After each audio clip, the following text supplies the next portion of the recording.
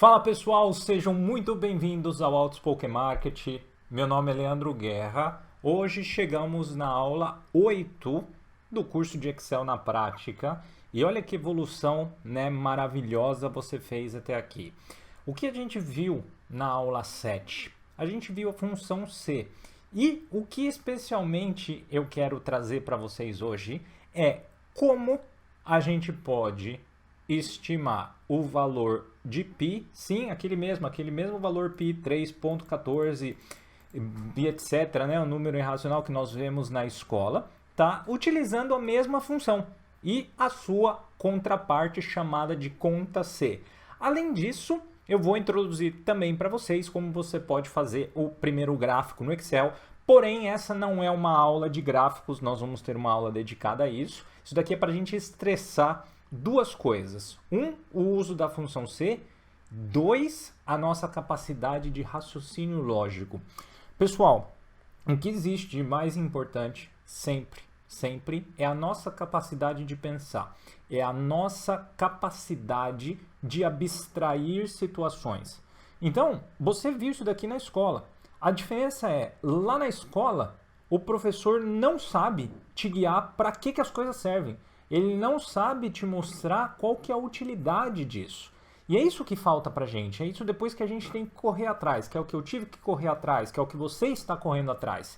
Então é muito importante quando a gente aprende alguma coisa e você, né, tá aqui nesse momento, se não está inscrito no canal, peço para que se inscreva no canal. Pessoal, eu sempre repito, metade de todo mundo que assiste, tá? E são mais de 2.000 visualizações que eu tenho por dia, não está inscrito no canal. Então, por favor, se inscreva, contribua, dê o seu like aqui agora também para ajudar o Outspoken Market, fico muito agradecido.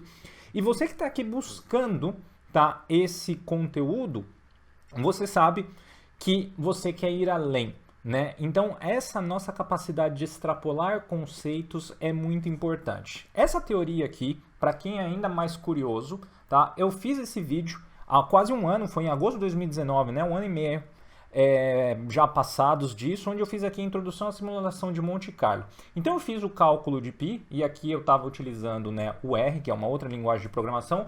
Então, se você quer saber um pouco da teoria de onde eu tiro isso daqui, um pouco mais profundo, né, peço para você visitar esse vídeo. Voltando para o nosso assunto, voltando àquilo que interessa aqui, porque nós estamos no Excel na prática.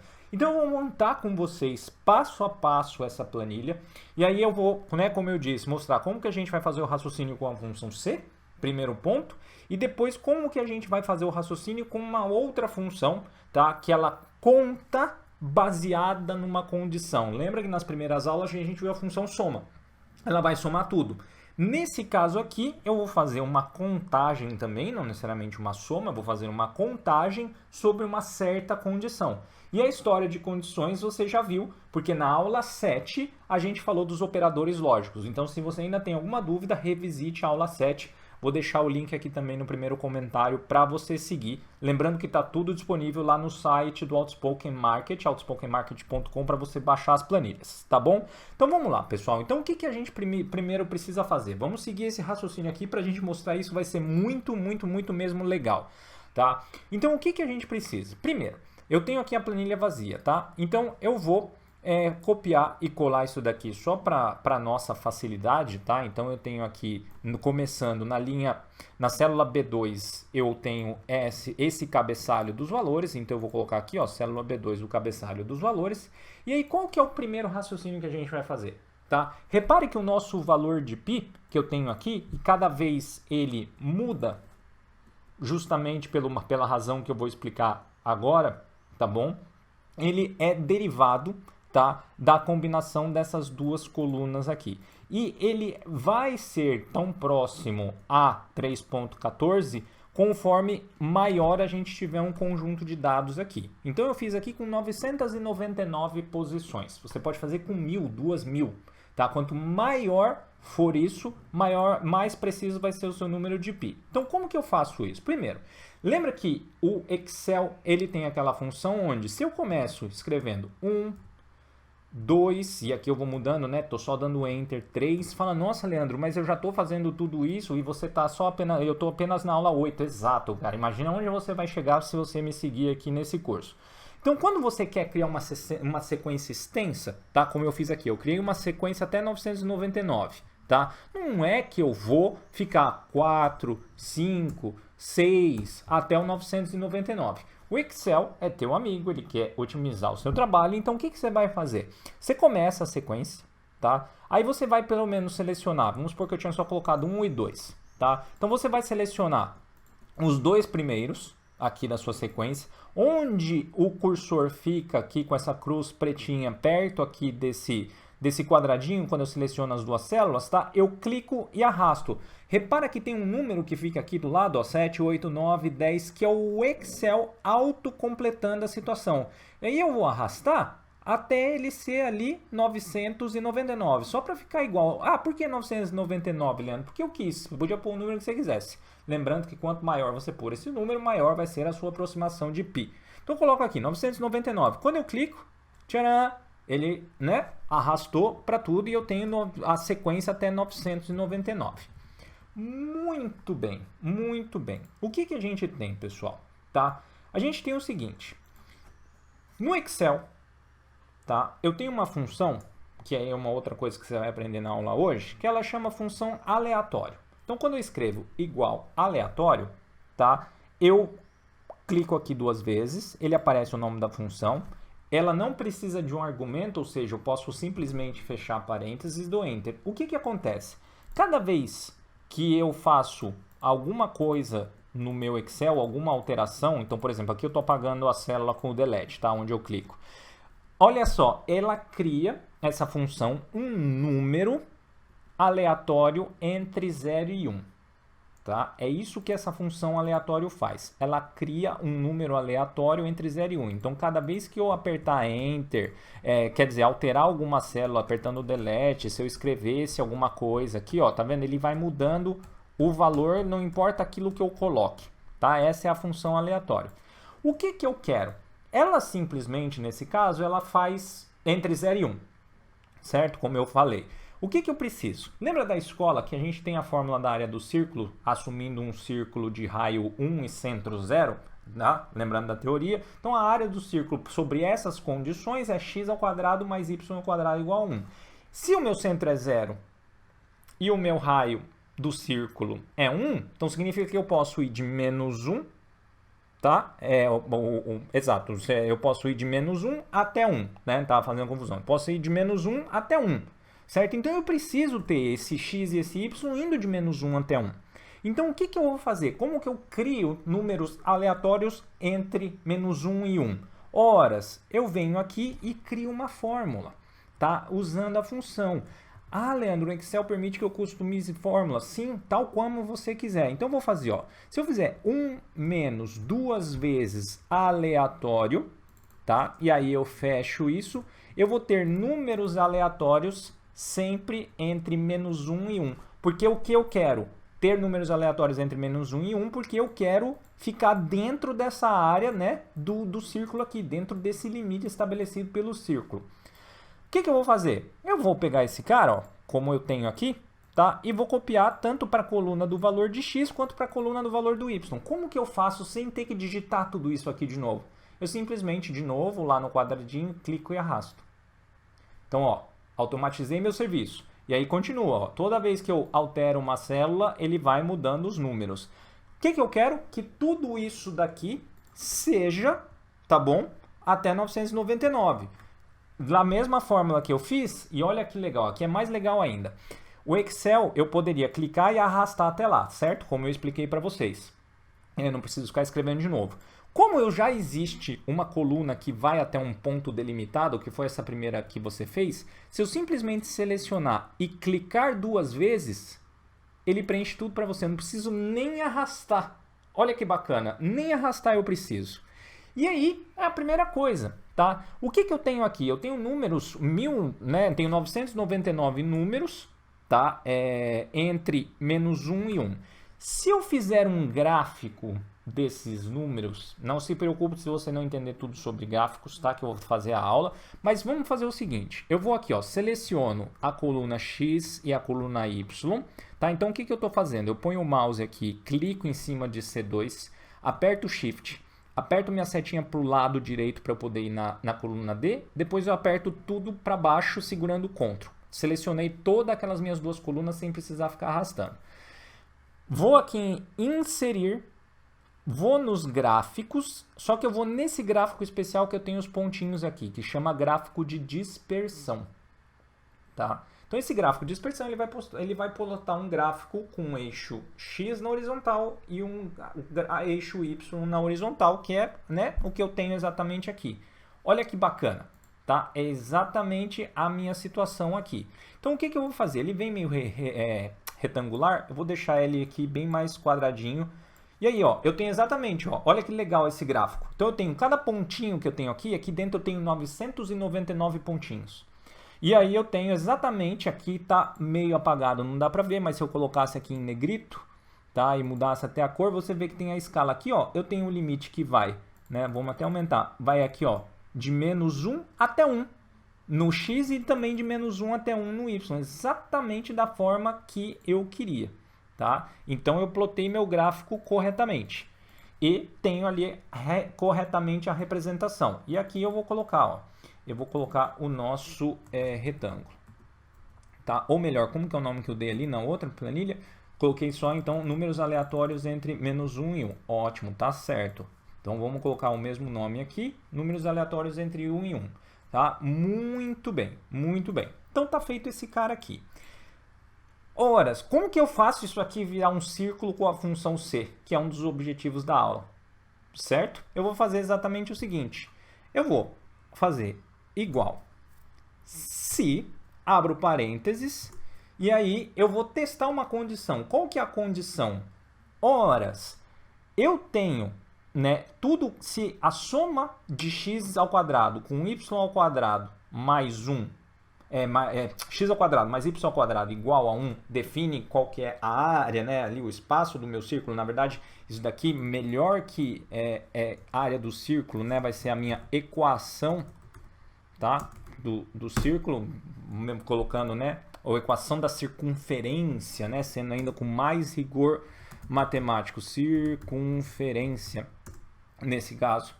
Tá? Quanto melhor eu tiver esse cara aqui, vamos corrigir ele bonitinho. Ops, vamos ajustar aqui. Então, na minha equação aqui da circunferência, se eu tiver sempre um x e y que ele tiver uma condição menor do que 1, significa que eu estou dentro do círculo, né? Exatamente ali dentro. Então, o x dentro do círculo, ele é qual? Ele é igual ao se, tá? Se esse cara aqui, tá?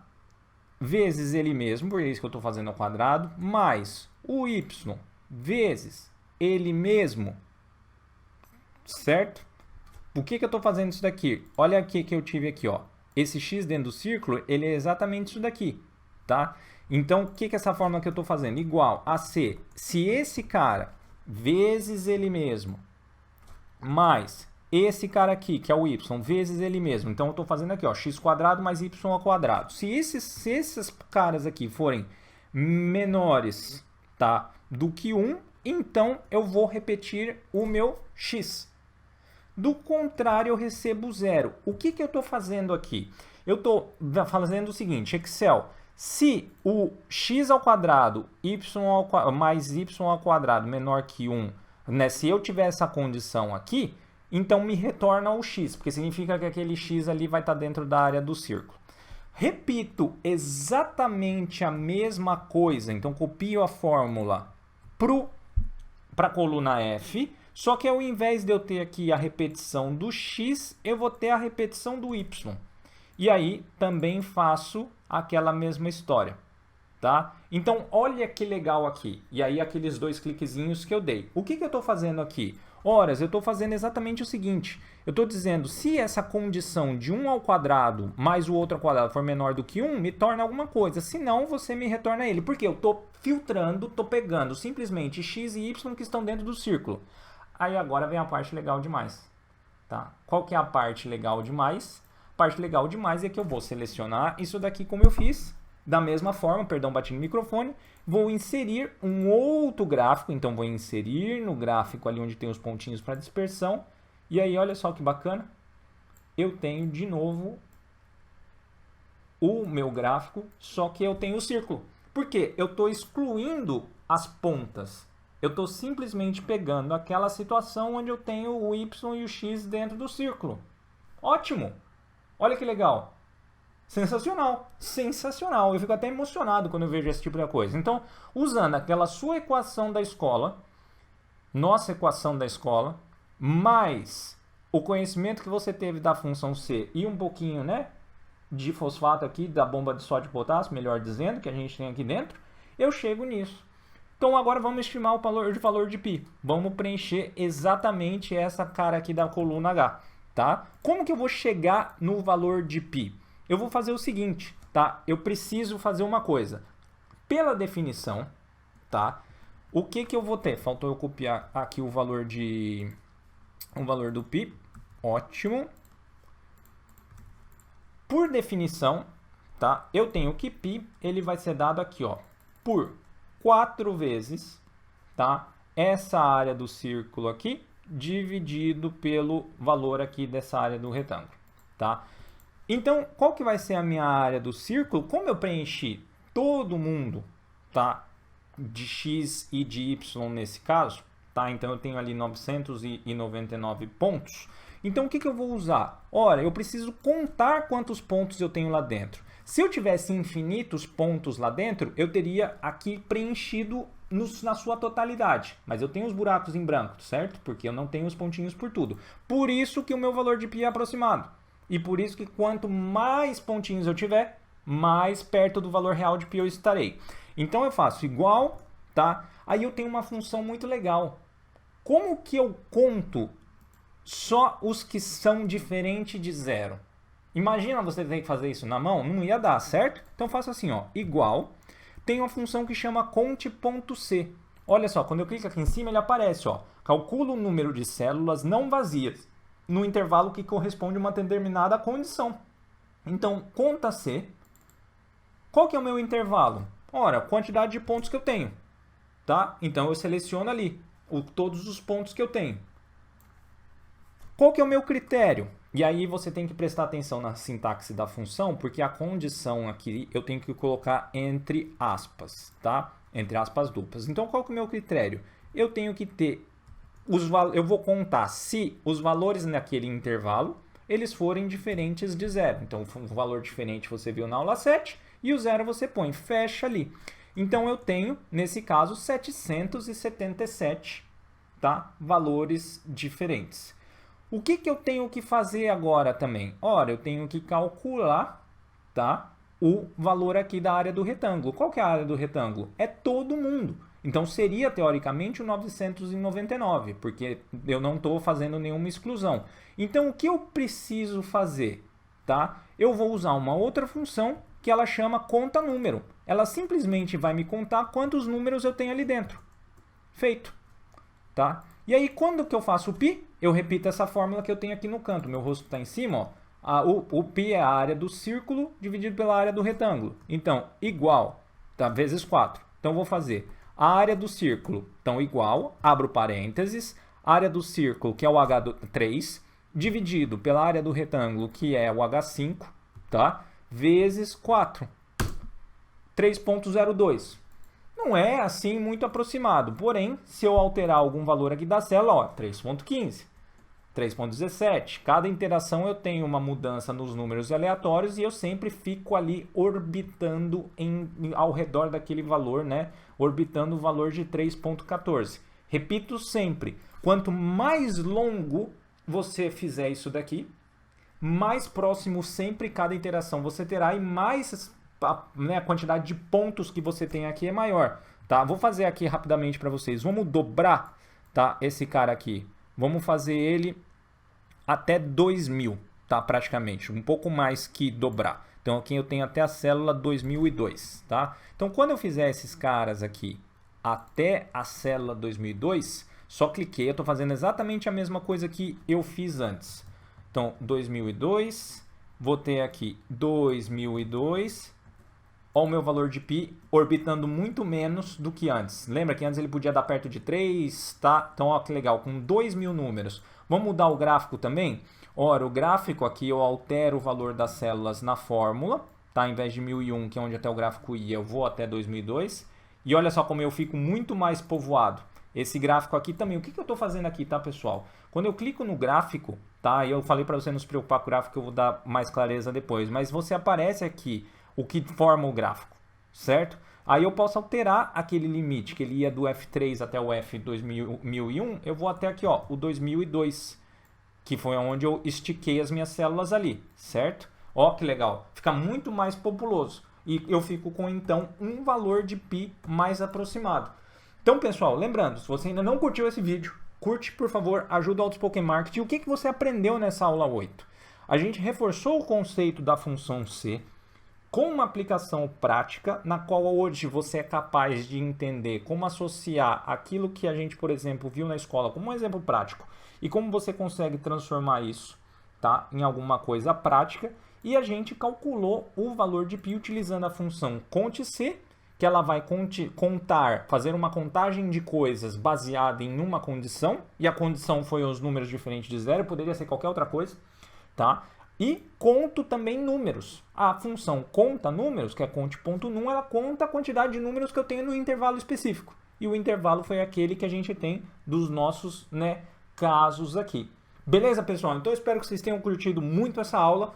Isso daqui também, tá? Se chama simulação, eventualmente, né? Pode ser equivalente à simulação de Monte Carlo, que foi a ideia daquele vídeo original. Aqui, como eu repeti, eu tinha feito na linguagem de programação R. Aqui está a lógica convertida para uma planilha do Excel. Fiquem com Deus, espero que vocês tenham gostado da aula. Qualquer dúvida, deixa o seu comentário aqui, tá? Me escreva, eu respondo todos, tá bom? Um grande abraço e a gente se vê na próxima aula. Tchau, tchau.